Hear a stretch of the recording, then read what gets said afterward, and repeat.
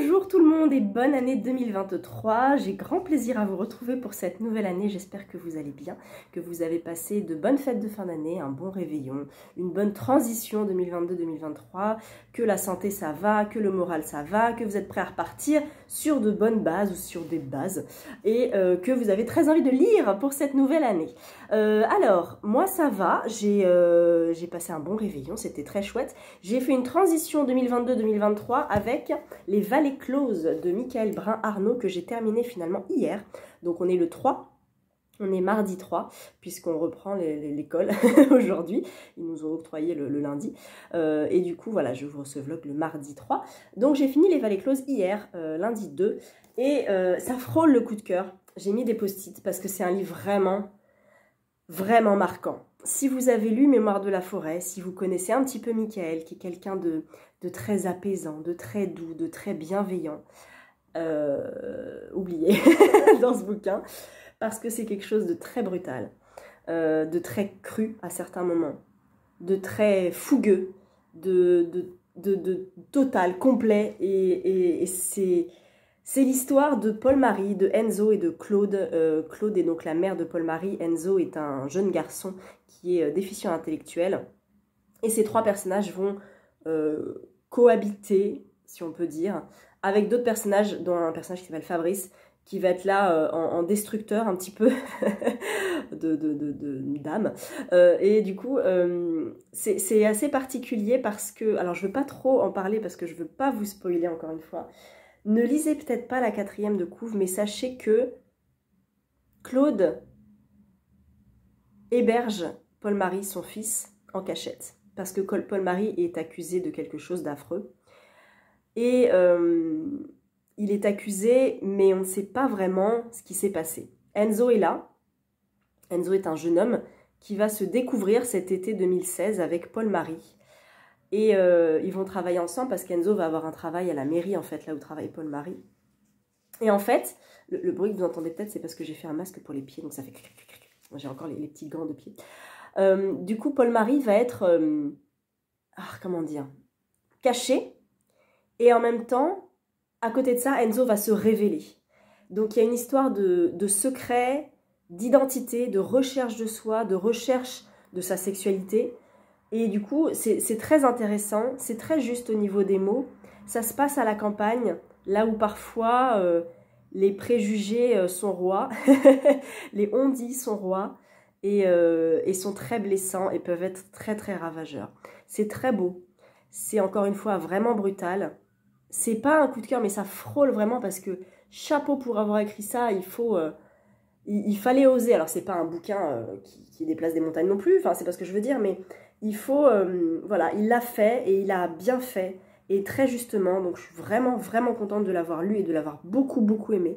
Je vous le recommande, mais sachez qu'il est impactant, qu'il est assez brutal.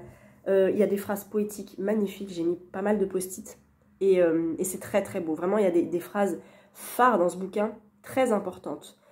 Et très intéressant. Donc voilà, je ne vais pas vous en dire plus. Il sort le 19 janvier, je crois, et il sort chez Robert Laffont. Allez-y, il fait 280 pages, il est court. Et du coup, j'ai inauguré mon carnet de lecture de l'Iconoclaste, enfin la collection proche, avec papier, comment ça s'appelle, papier tigre, où j'ai pu écrire ma première chronique. Alors, il y a écrit, donc, titre, j'ai mis Les Vallées Closes, auteur-autrice Michael Brun-Arnaud, genre contemporain. Alors, date de lecture, je l'ai mis au 2 janvier parce que c'est la date de fin. Et durée de lecture, j'ai mis 3 jours. Donc je vais mettre en fait la date de fin de lecture plutôt que la date de début. Donc peut-être que je vais corriger en fait. C'est plus logique de mettre le début et puis la durée de lecture. Voilà, par déduction, on peut savoir quand est-ce qu'on a fini. Première phrase du livre, j'ai écrit, je peux vous la lire peut-être. L'eau qui ruisselait du toit donnait à Claude, avachi sur son vélo, l'impression que la maison avait du chagrin. Voilà. Nouveau mot découvert, ça je pense pas que je vais le remplir. Si je ne devais retenir qu'une phrase, ce serait, donc là j'ai mis un post-it, ça tombe bien.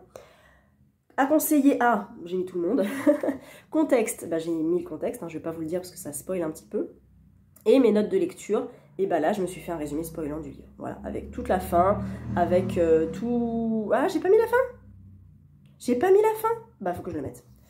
Faut que je mette la fin. Donc, parce que je me rappelle jamais des fins des livres. Et je me suis dit en résolution cette année, vu que j'ai un carnet de lecture et un deuxième que m'a offert Estelle dans mon calendrier de l'Avent, je vais m'offrir des résumés spoilants des livres. Parce que là, il y a écrit donc titre, auteur, éditeur, date, genre, sujet, combien de cœurs, résumé, citation et les notes. Et dans les notes, je me ferai un résumé spoilant. Voilà. Je commence par ce carnet-là, en sachant que, bah pour moi, il n'y a pas beaucoup de pages parce qu'il n'y a que 60 pages. Donc ça veut dire que c'est les 60 livres, les 60 romans que je vais lire cette année.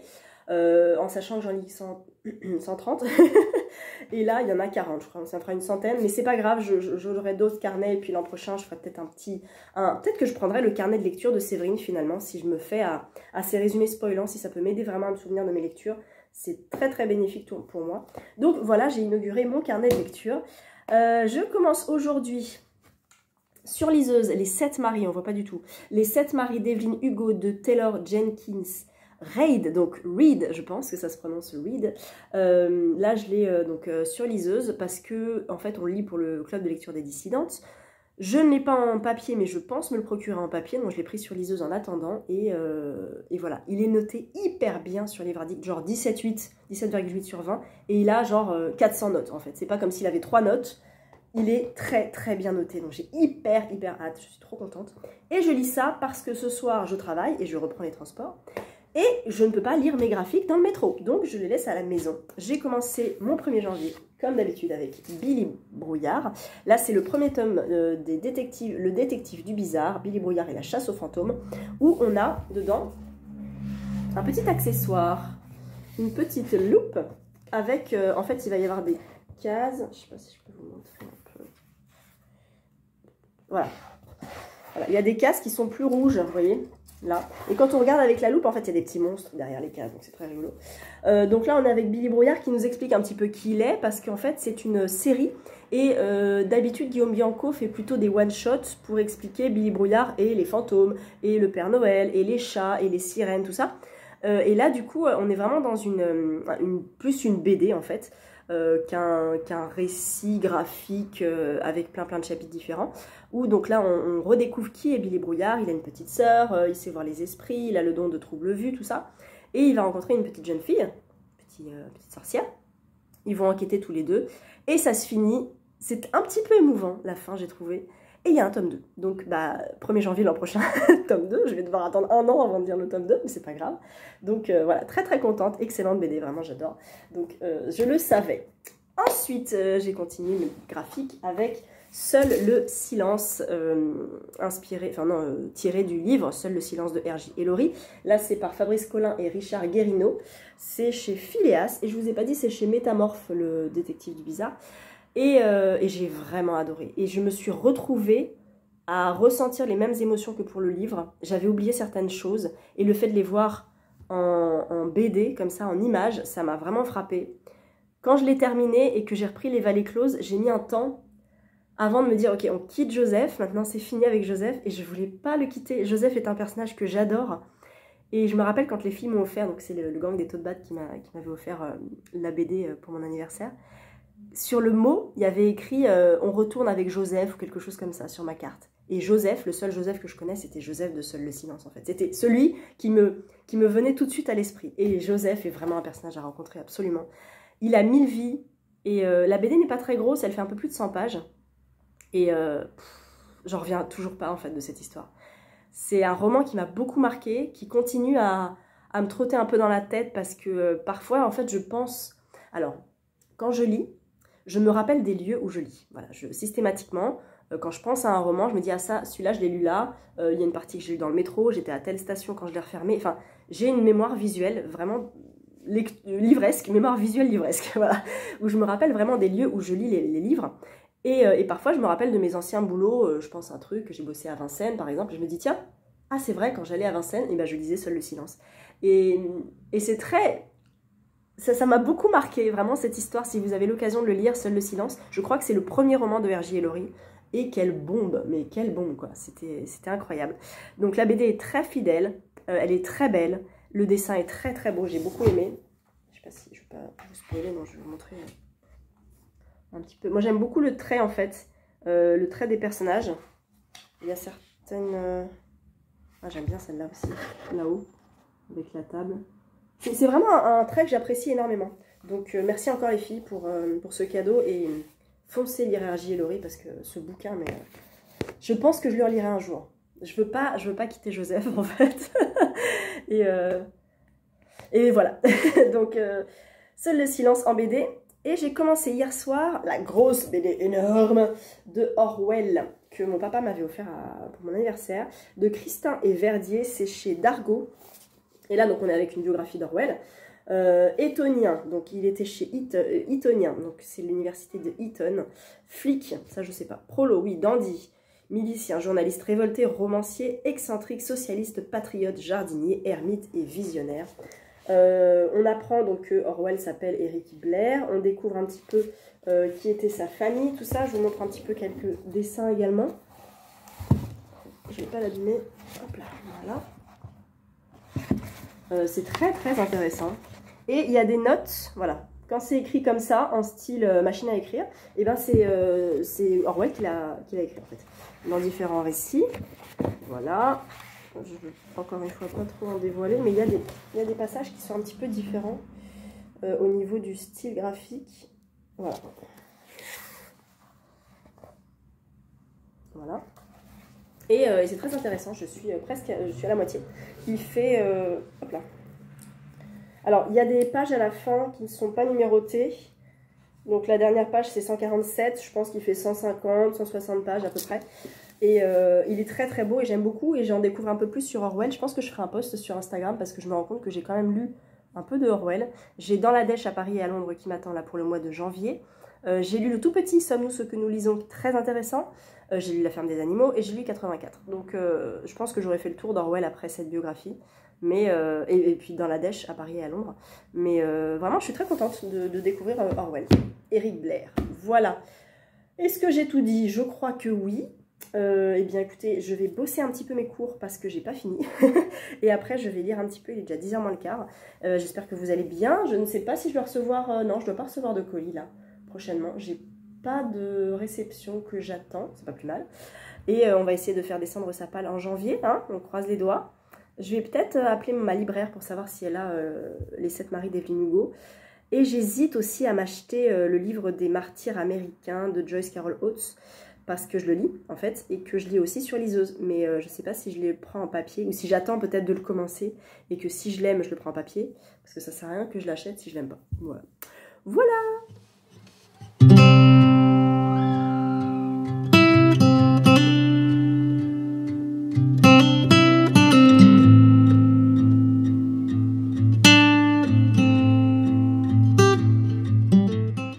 Je vous retrouve mercredi après-midi, je suis rentrée du boulot, je suis un petit peu claquée mais ça va. C'est la reprise, enfin c'est la vraie reprise parce qu'hier c'était seulement le soir, là aujourd'hui c'est vraiment toute la journée. J'ai pu avancer dans mes lectures, les 7 maris d'Evelyn Hugo. Unfortunately, ça ne le fait pas vraiment avec moi. Je suis un petit peu déçue que ça soit juste... ça en fait je suis à 72%, mais j'ai vraiment du mal à... Enfin j'ai du mal, je lis en diagonale en fait depuis la moitié à peu près. Voilà, ça se passe, ça se lit bien, ok d'accord, et donc en fait il se passe quoi d'intéressant? Voilà, c'est pas dingue en fait, je suis vraiment déçue parce qu'il est hyper bien noté sur Livre Addict.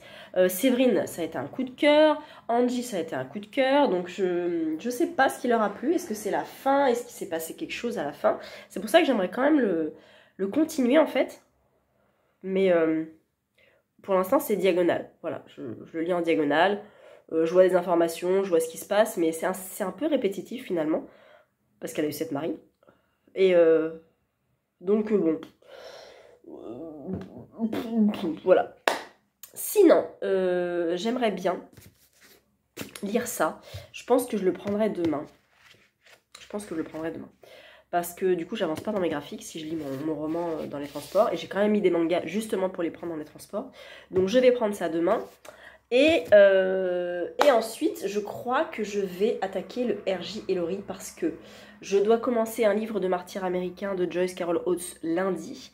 Et demain, nous sommes jeudi. Donc, concrètement, j'ai jeudi après-midi en rentrant du boulot, vendredi, samedi, dimanche, pour lire un livre. Et je crois que je vais commencer Une saison pour les ombres de R.J. et Laurie. Ou alors j'attends un peu. Parce que je dois lire de toute façon à la fin du mois. Ou alors je prends mon planning de février et puis je prends un livre de février pour le mettre à janvier pour alléger mon planning de février. Sinon, j'ai reçu un livre un peu particulier qui est un livre auto-édité, écrit par Christelle Duchamp et mis en image par Éric Barge. Oh, mais il est dédicacé, elle a dédicacé, c'est trop gentil. Merci Christelle. Oh. Parce qu'en fait, voilà, alors je vous le montre. Donc il s'appelle 47 degrés 9S, 126 degrés sud, pardon, 126 degrés 43e ouest. Voilà. Apparemment ça parle de Cthulhu, parce qu'il y a HPL pour HP Lovecraft, et c'est celui qui chuchotait dans les abysses. C'est Lucille, l'œil de Luciole dans les polars, qui me l'a conseillé, parce que j'ai adoré Le sang des Belasco, et j'en ai parlé à Lucille qui elle adore Christelle Duchamp, et elle me dit écoute, elle a écrit un roman auto-édité, demande-lui s'il lui reste des exemplaires, et puis comme ça tu lui en prends un. Et voilà, ça te permettra de découvrir une autre facette d'elle. C'est un peu plus fantastique, ça parle de Lovecraft. Donc si t'aimes Lovecraft, écoute, vas-y, fonce. Il est très très court, il est très très grand. Et il fait 110, 111 pages. Mais vous voyez comment c'est écrit? C'est écrit vraiment en page A4 en fait. Hein. Donc ça se lit un peu moins vite qu'un poche ou qu'un grand format. Donc je lirai ça tranquillement. Il y a des petites illustrations. Voilà. Visiblement ça se passe en mer. Est-ce qu'il y en a d'autres? Oui, oh, quelle est belle celle-là. Voilà. Et ça nous raconte donc, en été 97, au large de la côte sud-ouest de l'Amérique du Sud, une agence américaine responsable de l'étude des océans enregistre un son aussi étrange que rarissime. Perceptible dans un rayon de 5000 km, sa puissance extraordinaire confond tous les scientifiques. Des interprétations, ce son baptisé le blop, en connaît des dizaines. Nouvelle espèce animale, activité sismique, signaux extraterrestres, mais aucune des hypothèses avancées ne recueille l'approbation générale. Tous ceux qui se frottent à l'éclaircissement du blop voient leur démonstration démantelée par un confrère plus averti. Je vous lis pas la suite parce que je veux pas en savoir plus, mais on est d'accord qu'on est avec Cthulhu. Et voilà, je suis bien contente d'avoir acquis ce premier récit auto-édité de Christelle Duchamp qui a été édité quand ? J'avais pas vu qu'elle l'avait dédicacé, faut que je la remercie. Ben, je sais pas. C'est pas écrit? Attendez, retrouvez ça. 2015, voilà. 2015, donc ça remonte un petit peu. Donc voilà, bien contente de ça. Et je suis allée à la médiathèque récupérer des choses. Notamment un essai absolument parfait que j'ai envie de lire depuis très longtemps. C'est Ingrid Desjours qui en avait parlé il y a bien 4 ans. L'art subtil de s'en foutre. Un guide pour être, non, à contre-courant pour être soi-même, de Mark Manson. Ça a l'air drôle. Voilà. Un livre de développement personnel pour ceux qui détestent le développement personnel. Le discours ambiant nous pousse sans cesse à nous améliorer, soit plus heureux, soit en meilleure santé, soit plus intelligent, plus rapide, plus riche, plus sexy, plus productif. Mais il faut en finir avec la pensée positive, nous dit Mark Manson. Soyons honnêtes, parfois tout va de travers et il faut faire avec. Depuis quelques années, à travers son blog au succès phénoménal, Mark Manson explore des aspirations délirantes qui déforment notre perception du monde. Il propose ici sa sagesse pratique, joyeusement insolente. C'est en regardant en face nos peurs, nos défauts et nos incertitudes, en arrêtant de fuir et d'éviter, que nous pourrons trouver le courage et la confiance qui nous manquent tant. Mark Manson invite à un moment de parler vrai, en mode « je te regarde dans les yeux ». Fait d'histoires vécues et d'humour potache. Un livre manifeste pour construire des vies plus réjouissantes, plus ancrées. Il va atterrir sur ma table de chevet et je pense que mon conjoint va peut-être me le piquer aussi. Voilà, il est écrit petit, mais c'est pas grave. Il fait moins de 200 pages. Et je l'ai pour 1 mois. Prolongeable 1 mois. Voilà. Donc, je suis bien contente. Ça, c'est cool. Et puis, dans mes objectifs 2023, je souhaite reprendre La Tour Sombre. Donc, je me suis dit, plutôt que d'attaquer le tome 3 et de me rappeler de rien, autant reprendre du début en BD. Donc, j'ai emprunté le tome 1, le tome 2... et le tome 3 de La Tour Sombre. Voilà. Donc, c'est King, hein, voilà. Et les dessins, je sais pas, c'est... Oh, ça, je vais pas vous montrer ça. Qu'est-ce que je peux vous montrer comme dessin qui est pas trop gore? Il y a un petit peu de gore dans ce que je vois, donc je vais peut-être pas tout vous montrer. Oh, c'est un peu crado, effectivement. Ça, peut-être vous donner une idée du trait. Ma foi... me plaît bien. Voilà. Donc je ne vais pas le lire cette semaine pour ma semaine de graphique, mais je suis contente de pouvoir me replonger dedans. Alors je ne sais pas si le tome 1 suit le tome 1 livre. Pistolero, machin, machin, ok. Je sais pas, je vais me renseigner. Je sais pas combien il y en a en tout. Mais voilà, moi j'ai les 3 premiers. Au moins, quand je dirai ces 3 premiers, je pense que je serai un petit peu plus au fait de retourner dans les romans de la Tour Sombre. Voilà, je vais peut-être mangaiser un petit peu Chino. Non, je vais continuer. Je vais essayer de boucler les 7 maris là. Je vais chercher mon fils dans 20 minutes. Il faut que je boive mon thé. J'ai pas reçu de courrier. Et j'ai pas reçu le livre, j'attends rien encore une fois. Gang des tote bags, coucou. Encore une fois, je n'attends rien, donc voilà, c'est très bien. On va essayer de faire descendre la palle en janvier. Mais j'ai donc 2 livres à lire sur ma liseuse. Donc c'est le livre des martyrs américains et les 12 travaux merveilleux de Pernille, mythiquement merveilleux, qui sont dans ma liseuse, donc qui ne sont pas dans ma palle, parce que je compte pas les livres numériques dans ma palle. Et du coup, voilà, je vais pas faire beaucoup de -1 dans la palle, mais j'espère quand même en sortir 3-4 parce que j'ai Lien, là je les vois, j'ai Lien de sang de Octavia Butler, j'ai Une saison pour les ombres de R.J. Ellory que Séverine a adoré, et j'ai Dans la dèche à Paris et à Londres de Orwell. Tiens, je pourrais le lire aussi celui-là un petit peu avant. Il est court, je pourrais le mettre avant, comme ça j'ai vraiment toute la fin du mois, les 10 derniers jours sans lecture imposée et je peux m'avancer mon planning de février. Ah, je sais pas, on verra. Voilà, bon, j'espère que vous, ça va, je vous retrouve plus tard.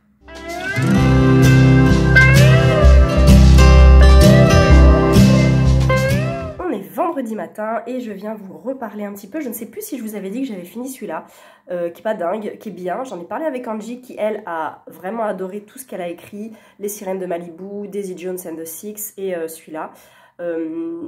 Et celui-là, c'est celle qu'elle a le plus aimé en fait. Donc je pense que je suis passée à côté. J'ai quand même envie de tenter l'un ou l'autre autre qu'elle a écrit. C'est pas très clair ce que je dis, mais je pense que vous avez compris.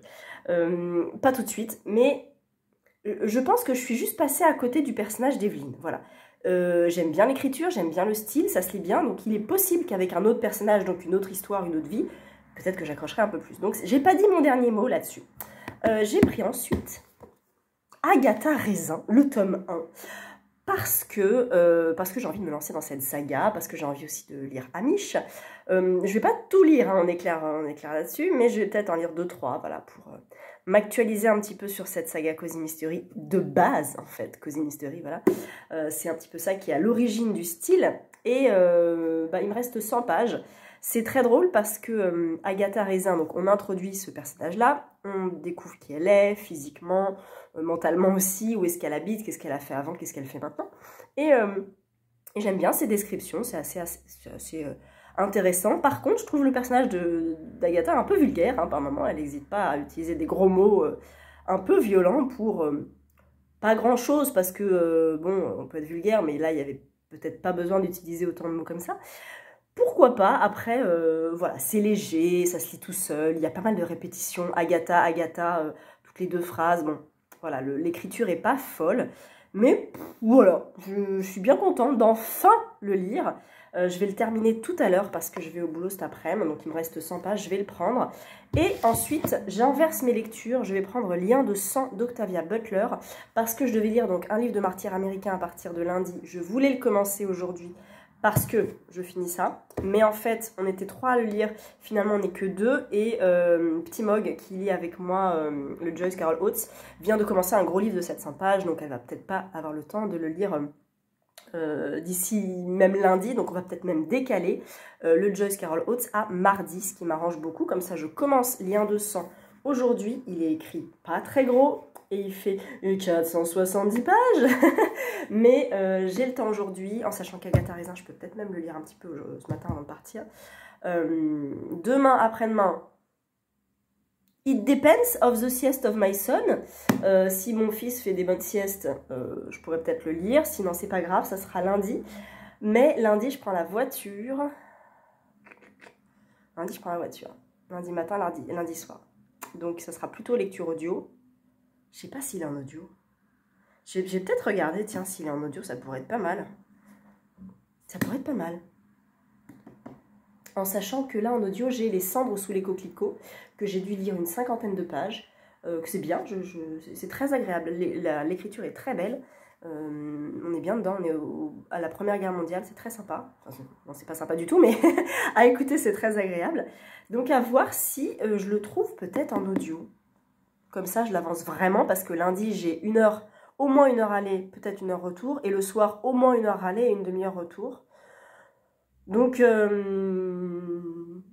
peut-être, ma foi peut-être. Donc en tout cas, ça se commence aujourd'hui. Je vais finir aussi, parce que j'ai pas fini mon manga hier. Chino ne sait pas dire son nom, j'ai lu plus de la moitié. C'est sur une petite fille qui s'appelle Chino et qui bégaye. Et Michael du Renard Doré m'avait dit, quand j'avais acheté ce manga, qu'apparemment c'est l'histoire un petit peu du mangaka. Shuzo Oshimi, c'est un auteur ou un auteur ou une autrice. C'est pas écrit.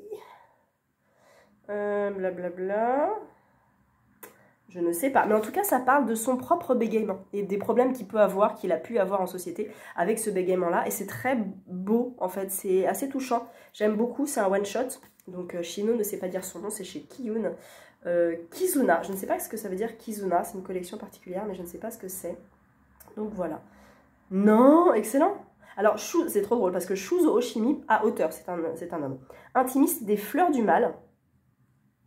On connaît tous les fleurs du mal. Et de Lien de sang. Ça s'écrit pareil. Et ça me perturbe un peu. Donc, il y a un manga qui s'appelle Lien de sang. Du coup, ça m'intrigue. J'ai envie d'aller voir. Nous livre une nouvelle facette de son talent. Atteint à l'adolescence du même trouble de la parole que Shino, il dépeint les émotions de son héroïne avec une délicatesse unique. Et c'est vrai, voilà, c'est très très beau. Petit manga qui se lit très vite et très bien. Je finis ça là. Je vais essayer d'avancer Agatha. Et je prends Lien de sang ensuite. Je suis dans la mouise. Parce que, rappelez-vous, j'ai emprunté à la médiathèque les 3 premiers tomes de La Tour Sombre. Je demande à Émilie, qui gère la page de Stephen King France, si, voilà, La Tour Sombre reprend bien. Elle dit non, non, pas du tout, pas du tout, c'est un petit peu dispersé comme ça, c'est pas du tout la continuité des bouquins. Je suis trop contente. Donc, je sais pas si je les lis. Bon, je les ai empruntés à la médiathèque, hein, c'est pas très grave, mais si c'est pour être encore plus perdu, c'est peut-être pas la peine.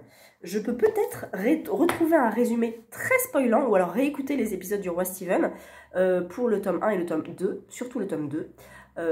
Et comme ça, je vais pouvoir peut-être recommencer à lire La Tour Sombre, à savoir le tome 3. Je vais peut-être réécouter le podcast du tome 2. Il y avait une histoire avec des portes, avec des cartes, avec des crabes.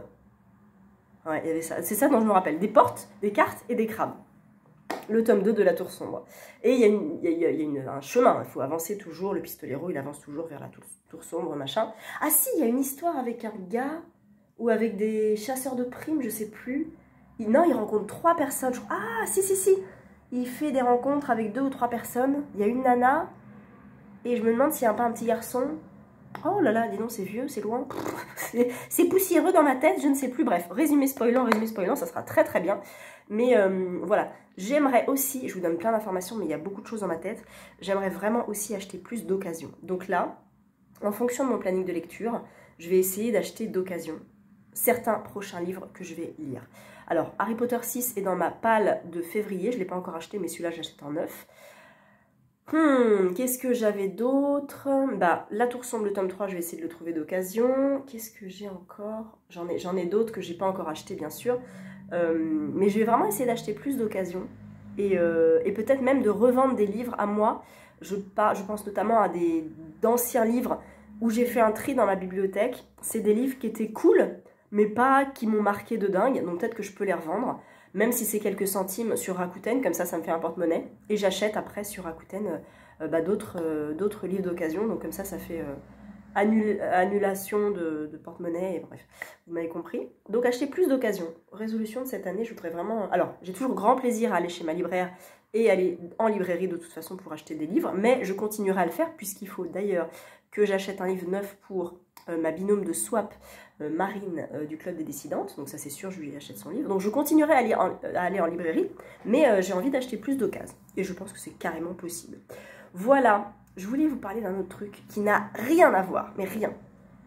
Est-ce que vous connaissez l'espèce de méga appareil photo SpaceX qui prend des photos de la galaxie lointaine, très lointaine, Star Wars, machin.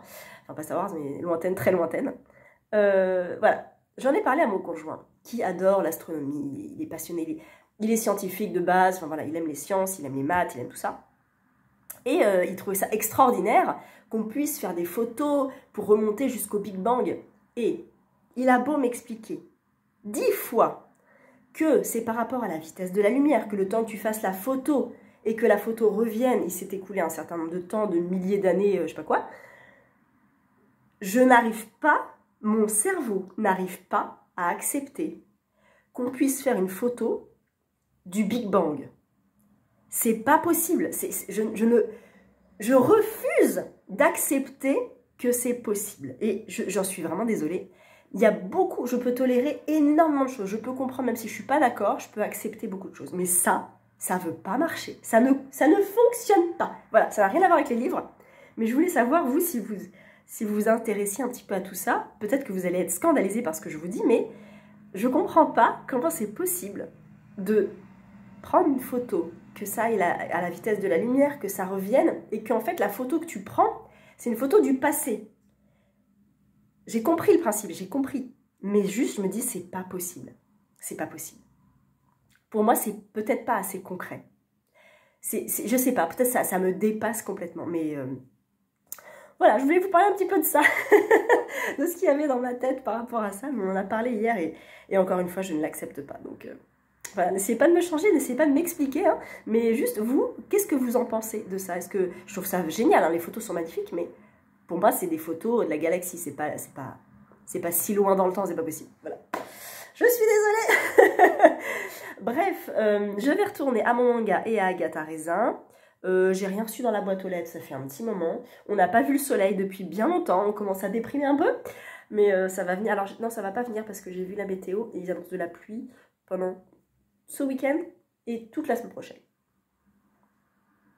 Voilà.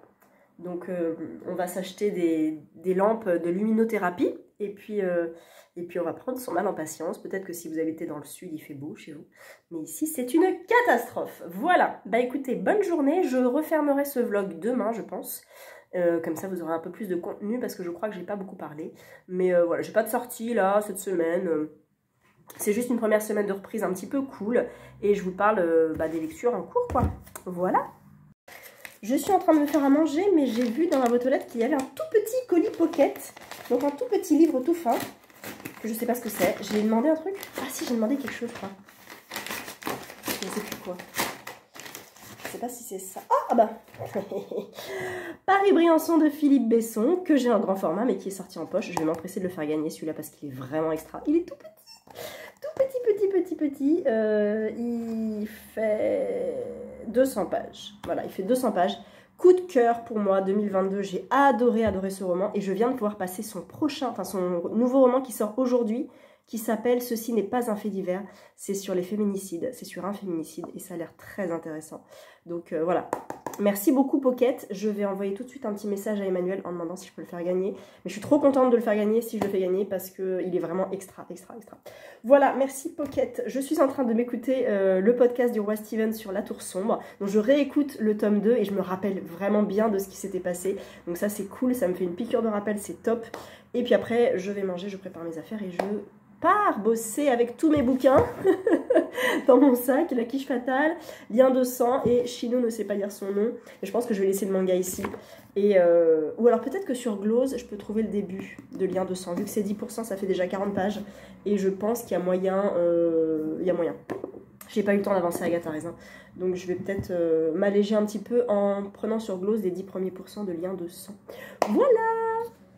Je vous avais dit juste avant que Chino ne sait pas dire son nom et l'œuvre du mangaka, je sais plus qui a publié Lien de sang. Et Lien de sang est le titre du livre que je vais lire d'Octavia Butler. Mais en fait, je viens de regarder la vidéo de Isa, les chroniques du hérisson.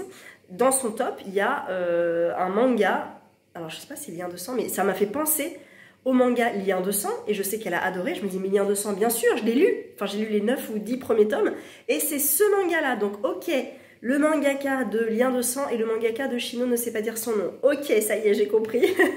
Et je vais entamer Lien de sang, roman d'Octavia Butler, qui n'a rien à voir. Mais c'est drôle de trouver toujours les mêmes titres, en fait. Lien de sang dans un manga et Lien de sang dans un roman, mais aucun lien. Voilà, c'est tout.